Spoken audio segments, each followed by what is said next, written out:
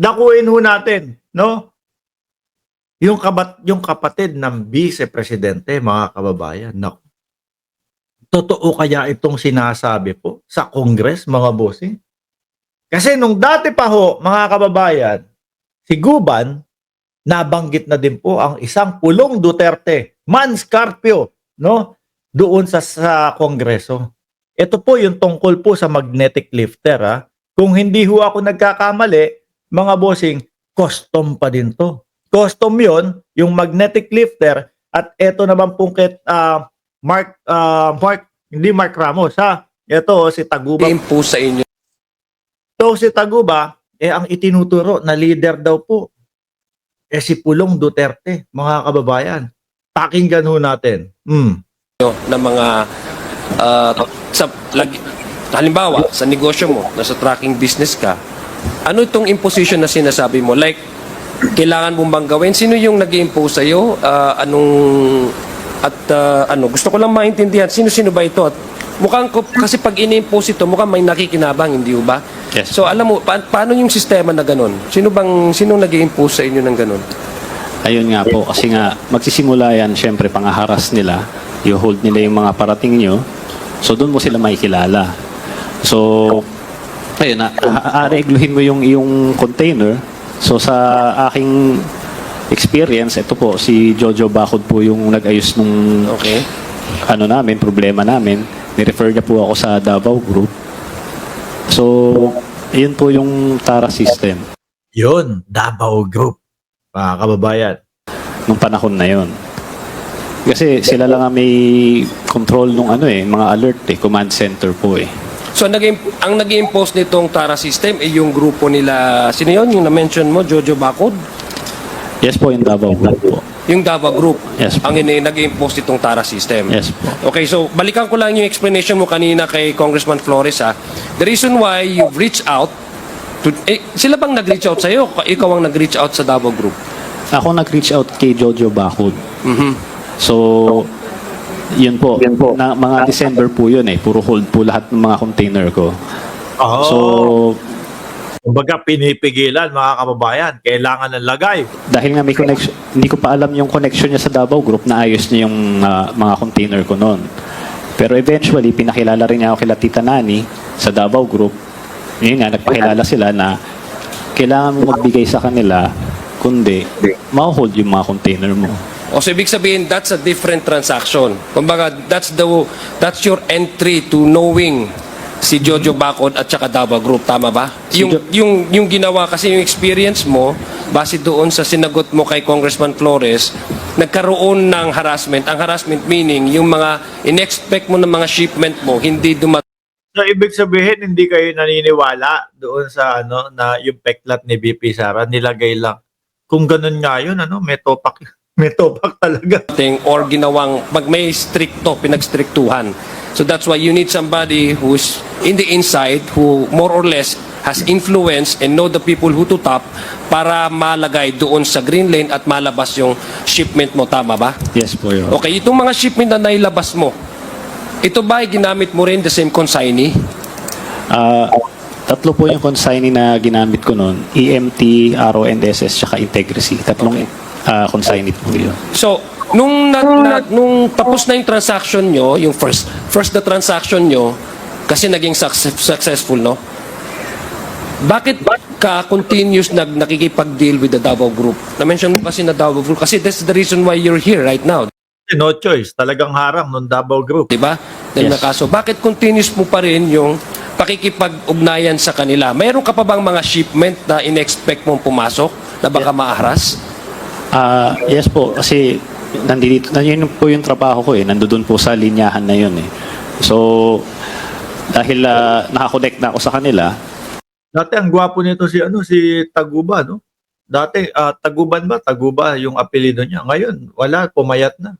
So, mas madali ko mailalabas yung container ko. Mr. Chair, with due indulgence Yes. gusto ko maintindihan, Mr. Chair, sino yung binabanggit mong Jojo, saka yung tita. Pakipaliwanag mo nga sa amin uli. Pangalawa, bakit ka nag-reach out to Davao Group? Nag-i-smuggle ka ba? Yun ang tanong ko, bakit? Ibig sabihin, kung talagang legal ang pinapasok mo, di ba? Bakit ka nag-reach out sa Davao Group? Ayan na, ito na yung exciting part, mga kababayan. Kasi po, tama po yun sinasabi nyo. Misdeclared siya, underdeclared po. Katulad nga po ng sinabi ko, kung Ibig sabihin, meron kang misdeclared, underdeclared.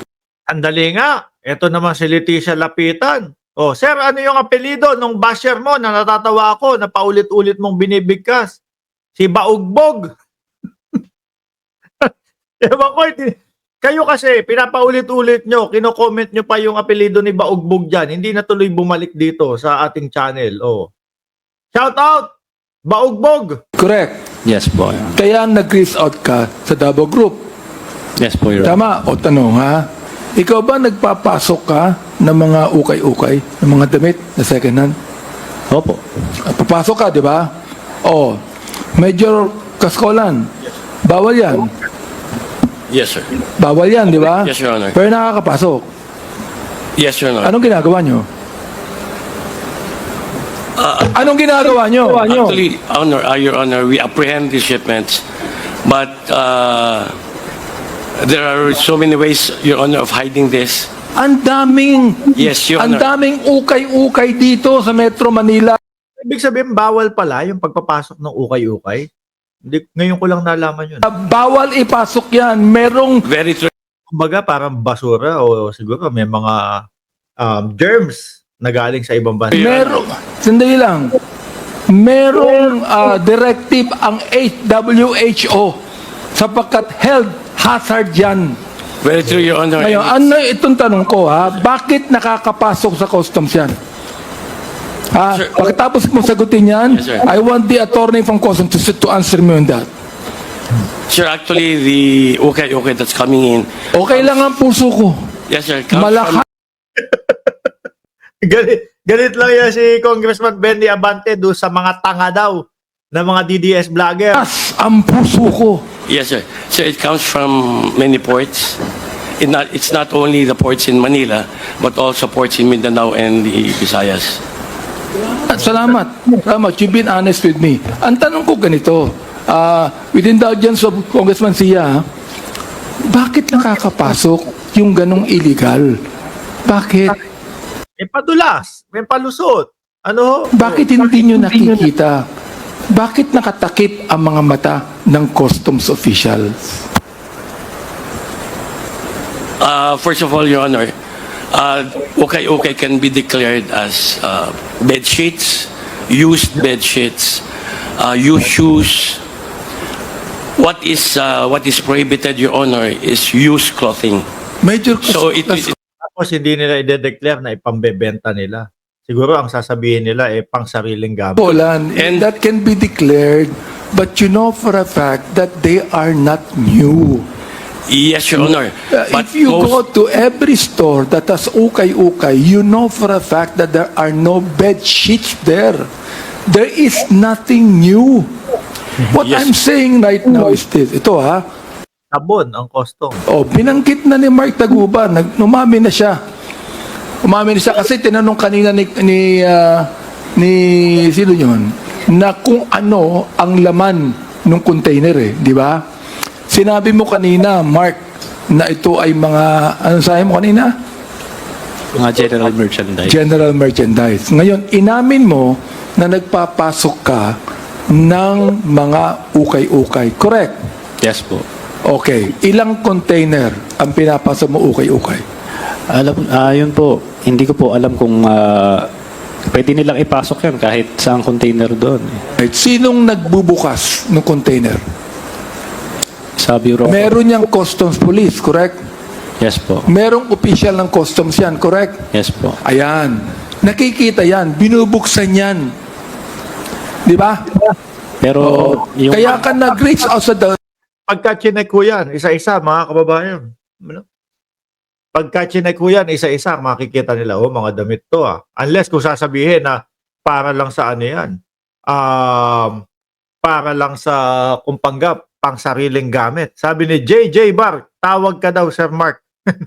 Congressman Abante. Si Mark Taguba yun. Oh. Davao Group sapagkat Ay, alam mo na pag binuksan yan, ipagbabawal niya ilabas. Correct? Yes po. Oh, nag-raise out ka sa Davao Group para hindi na buksan ang mga container na yan. O kung buksan man yan, pikit So, ibig sabihin, hindi pa tayo umaabot doon sa sinasabing Davao Group, ang mga nagpapalusot. Ganun na nga din po yun, mga bossing. Davao Group ang magpapalusot para makalusot po yung mga ukay-ukay niya. ang mga mata na nagbukas. Tama ako? Yes po, Your Honor. Yun. Go ahead, Congressman Zia. Thank you, Mr. Chair.